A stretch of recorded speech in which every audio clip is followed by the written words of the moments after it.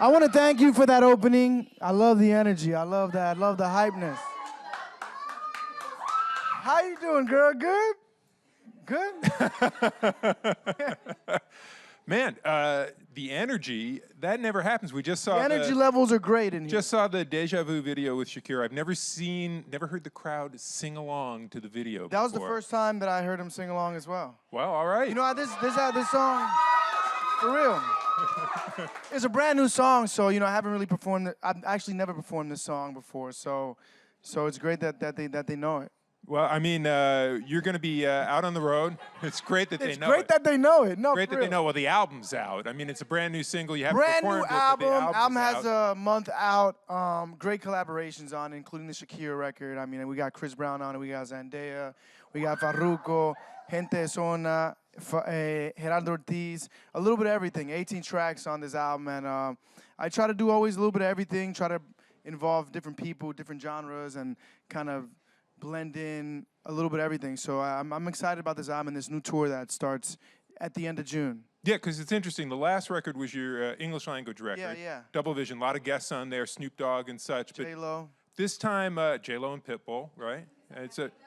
So yeah. No, I'm just thinking. I was talking to my friends the other day, and they're like, "Man, you got to party it up with J-Lo and Shakira." That's true. Dancing in the video.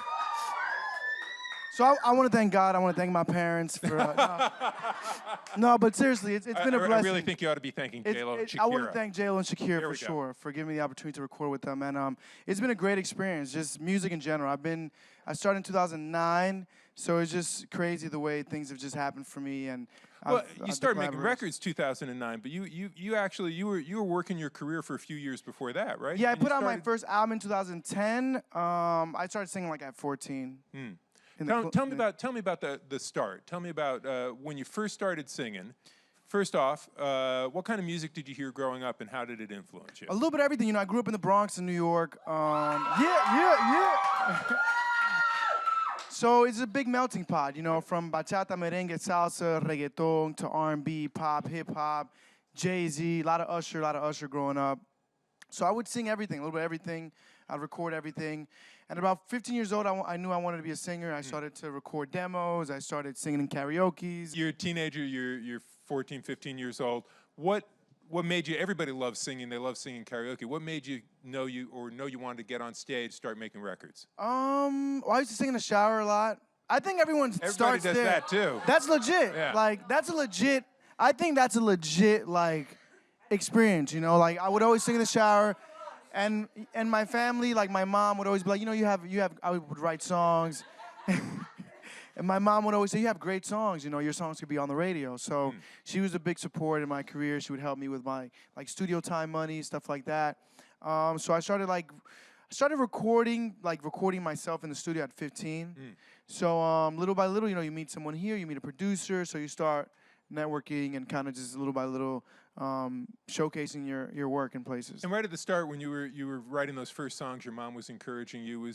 Were you focusing on bachata or what was your music like? At the time, it was a little bit of everything. I was doing like reggaeton. I was doing like ballads in Spanish. I was doing R&B stuff in English. I had some bachata already. My intent really, you know, to be honest with you, I didn't know what genre it was supposed to be. I was recording music to record music, and then I had like 4 songs in each genre, and then that's when at 18, that's when I got my first record deal as a bachata artist. Right. Very proud. Thank you, baby. Mwah. Love you, baby. Thank you, baby. Appreciate it. So that first record, the success was really instantaneous. I mean, it was a sensation. That first record is right around the time I was working at Billboard at the time. Oh, cool. And you were dominating the tropical charts, dominating the Latin charts right out the gate. What was that like? It was weird. It was strange, you know. I think coming up, you always visualize success. You always see yourself like, yo, I'm gonna kill it. You know, that's what you should be thinking always. But it's very different when you actually live it. And I think I wasn't sure what was going on. I was kind of learning a lot of things at the time. I'm still learning a lot, but at the time, I didn't know really what a #1 was or how important it was or how difficult it was to get a #1. It kind of just happened, and I was kind of just coping with everything, just kind of riding the wave. And I remember being very nervous. I remember feeling scared, like, man, because at the time we had released a cover, Stand By Me, and that was my first #1. And I remember thinking, it was bittersweet because I was happy, like, okay, I got my first #1 with a cover. It's a classic song from like 1961. Classic song. So now I'm like, all right, so what now? No one cares about my original songs. So I was like, do I record another cover? Are they going to like my original work? So it was bittersweet for me, that first #1. Right. Because I was a bit concerned, I was concerned, like, okay, maybe they just like the cover, maybe they just like the song and not really the artist. So at the time, it was kind of like battling with that. But you didn't really stick with that as a formula. You came with the originals. Yeah, I mean, yeah. After that, a few more #1s came with original songs, and that's when we started kind of building on that fan base. And that's when I kind of realized, okay, people actually do like my music, and they do listen to it. So since then, it's been 15 #1s. And I just feel grateful with the fans, with the radio, with the people that have been supporting through the years. Come on. Thank you, baby. I love you. Thank you. So, of course, along with that goes building your stage performance, right? And it was a big look for you came when Enrique Iglesias took you out on tour. Yeah, that was one of my first major tours with Enrique and Pitt, yeah. And what was that like? It was you, Pitbull, Enrique Iglesias. That's if you're going to go to school on how to tour, that's a pretty good school to go to. It was a great tour. I mean, Enrique and Pitt have been great friends for years now, and I think that they're successful for the obvious reasons. They hustle, they're grinding. I mean, Pitt's always working, Enrique's always working, and I think that was one of my major tours, and it was it was different for me. I came, my first record deal, I was just turning 18, hadn't really been to too many concerts, so I don't even know what a concert really is supposed to look like. I don't really know what a concert's supposed to be like. I don't really know what I'm supposed to do, and I'm kind of just on stage singing, having fun is really what I was doing, which I do now, but then I think, when your first album, your first tour are really special, and I always try to make every tour and every album like my first one. As far as like the feeling, Yeah, no, and you and I were talking yesterday a little bit about touring. It was National Concert Day. National Concert Day, which I just found out. To be honest, I didn't even know that existed till yesterday, which is great. Well, we all found out about National Concert Day. They're actually Live Nation is doing something very, very great. That tickets are $20 this whole week for my concert and so many other concerts this summer, and I think that's good because growing up, sometimes you want to go to a concert, it's too expensive. So I think it's cool that we can make tickets accessible to people. Yeah, absolutely. But we were talking a little bit about the 5 tour, and we were talking a little bit about getting in shape for the 5 tour, because I saw on your Instagram you're in the gym, moving some weights around. Some weights around. I was juggling weights, in the gym. No. But then I asked you about it, and you told me you hit the gym twice a day when you're getting ready for tour. Yeah, we're going to start getting ready for the tour physically in 2 weeks. So starting around my birthday, May 11th, so like May 12th. Of course, we got to start May 12th so I could eat everything May 11th. So May 12th. You might want to start on the 13th and make May 12th a recovery No, day. May 12th is Okay, good. all right. Because my birthday starts like tomorrow. Oh, okay. Through May 11th. All right. So I hit the gym twice a day, every day. Every day. So hopefully by the tour starts June 25th. So by June 25th, I'm hoping to be ripped. Let's see. We'll see. June 25th, I'll upload a photo. See how we're working. You're gonna keep us up to speed on. Yeah, but I haven't been good recently. Okay, all right. And I won't make you take off your shirt. Oh, let me show you guys. No, just kidding.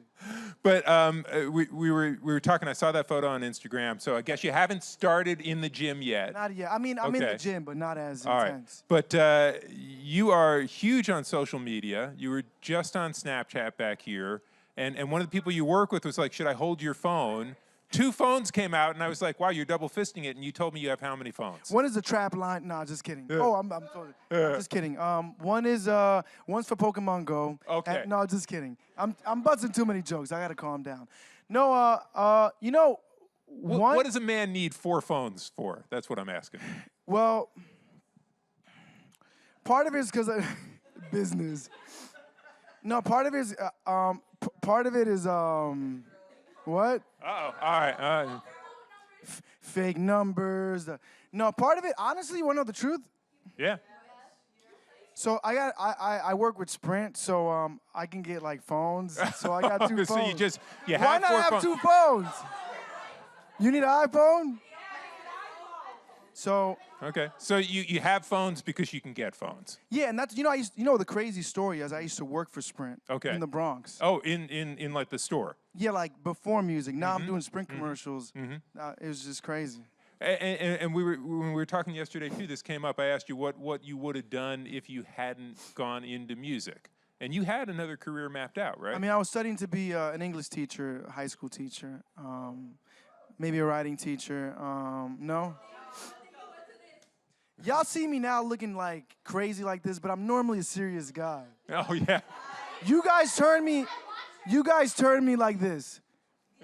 You guys turn me like this. I used to be a serious person, no jokes, just all about the books. No, but yeah, I didn't really have a true. I don't know. At the end of the day, in my heart, I truly wanted to be a singer, for real. So tell me about the new record, because we were talking a little bit. Chris Brown's on the record. Arturo Sandoval's on the record. Arturo Sandoval, yeah. You got a lot of different folks, and you are switching up styles here. So you were saying before you were recording a little of everything when you were younger. Now you're in the position to actually do that the way you want. So you've got reggaeton tracks, you've got all sorts of things happening here. And within the album, it's still Latin, it's still the genre. But I'm a big fan of always thinking out the box and kind of not getting boxed up. And what I like about this album is that it has a little bit of everything, different genres, different cultures. Like I said, from Arturo Sandoval's trumpet to Chris Brown singing in Spanish, Zendaya bringing in her beautiful pop vocals, and Shakira and Farruko. So I think this was an album that felt like it was kind of multicultural. It kind of felt like that's what I've always liked about New York, though. It's like one big melting pot. So I felt like this album was that. When you're thinking about the next record, would you be thinking of going back to the English language record for the next one? I don't know about the next one, but there are plans on releasing more English language albums. So yeah, there's not really right now. We're just focused on this album, but I think there'll be an English album, another English record coming in the future. Are there people you're wanting to collaborate with who you haven't worked with yet? There's so many people, but honestly, I think it's all whatever happens kind of naturally. You can't really orchestrate a collaboration. Sometimes in the studio you hear something that sounds like Rihanna or sounds like I don't know, Jay-Z, and you say, man, maybe we should send it to him. And it's not really something that I kind of plan. So once we get back in the studio, I'm hoping to collab with more people. And you said you've always been writing, working on songs. Your mom's encouraged you. What's your songwriting process like now? Where do the song ideas come from, and how do you capture them? Well, I keep on my notepad, like on my phone, I keep just ideas. So I don't know, I could be in the car, I see someone's eyes, and I write eyes. Like I write down eyes. Or I write down, it could be one word, not necessarily a concept. And then when I go into the studio, we're writing, I say, I've always wanted to write about eyes, or, a brunette girl, or whatever. I don't know. So, I think that's how. So, you're getting me nervous now. Yeah. So I think there's no real rule. There aren't rules. So you capture some ideas, and then does the writing happen for you when you get to the studio, or do you work up the ideas into songs before you get there? A lot of the times recently, we've been writing a lot in the studio. I would write a lot on the planes and stuff till I got a studio in my house. So now I guess the studio. Okay. So now we've been we decide, okay, we're gonna work Tuesday. Carve out some and work. We go in and we do writing camps and we record and we lay down ideas. I think a lot of the writing now has been in the studio. Tell us a little bit about the upcoming tour. Upcoming tour, June. It's exciting when it's a new album because you have so many new music to sing, and to see the reactions. And it's brand new set, brand new visuals, brand new production. So I'm excited to have surprises on tour. It's going to be a long show. Hold on. Like, what surprises y'all talking about? So yeah, it's gonna be exciting I try to always make every show memorable and different, and try to always connect with the fans. Like we got like always try to make it easy for the meet and greets. We meet fans every show. We got this. I don't know whose idea this was, but it's a cool idea. I don't know how crazy it's gonna get, but every show we got like a special meet and greet thing where we're bringing fans on the tour bus. You got it right there. Wow. Okay. So you literally have the ticket in your hand right now. Okay. All right. So apparently they already know and already are I can't signed bring up. 100 people on the bus. So that's like, I've never done that before, so I'm excited to see how that's gonna work. All right. Well, since we tour bus hang out. Okay, so since we've already got the audience all right, hold up. Since we've already got the audience participating, let's turn it over to them and take some questions from the audience. I'm always afraid of here we go, right questions. up front. We're gonna she's start. ready to go. Has the mic in her head. I'm really nervous. I think how long you been ready to go? Since this morning early, right? Since the album release party. Okay, there we go. You, baby. I met you there and like. All right, well, she wasn't as ready. Okay, so she wasn't as ready as she looked. I thought you were ready to go. Oh, I remember. there we go. You kind of stole two of my questions. That's why. Well, it's my job. I love you. I love you. Okay. You did. She did not steal that line. She from started me. great. It was ready to go. Where do you see yourself in the next 5 years? Where do you see yourself in the next 5 years? Why are you gonna cry? In the next. Because I love you. I love you more, baby. In the next 5 years, I don't know. I kind of take things. You good? I can't. Te quiero. Come give me a hug.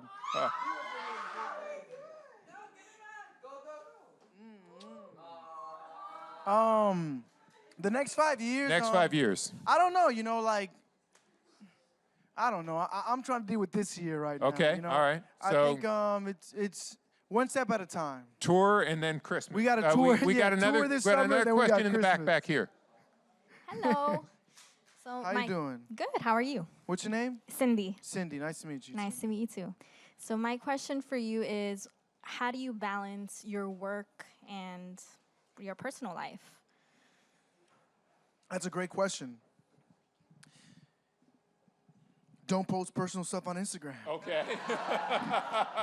No, I think at first it was difficult. I think in the beginning it was difficult. You want to keep working.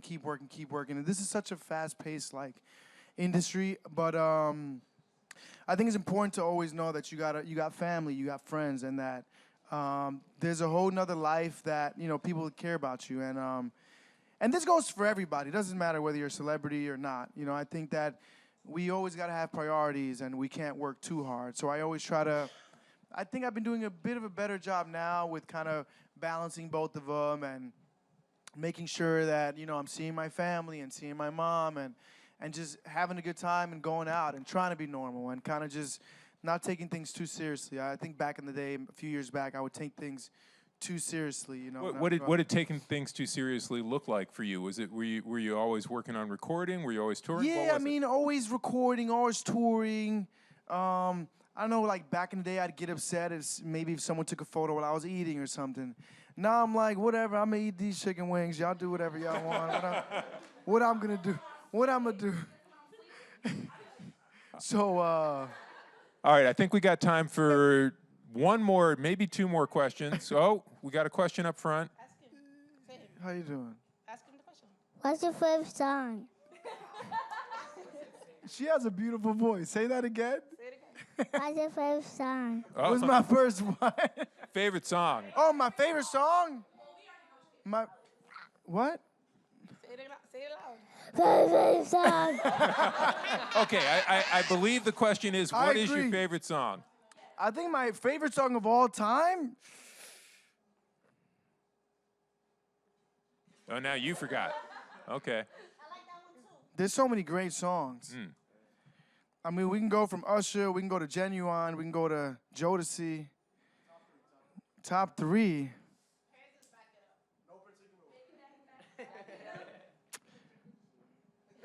All right, I'm going to let you think about that. I'm going to let you think about yeah, that. it's hard. It's hard. I mean, it's hard to decide your favorite song of all time. Oh, all right. Because I'm always switching like favorite songs every week. All right. Well, you know what? We're going to have to leave them in suspense because we're going to wrap it up here.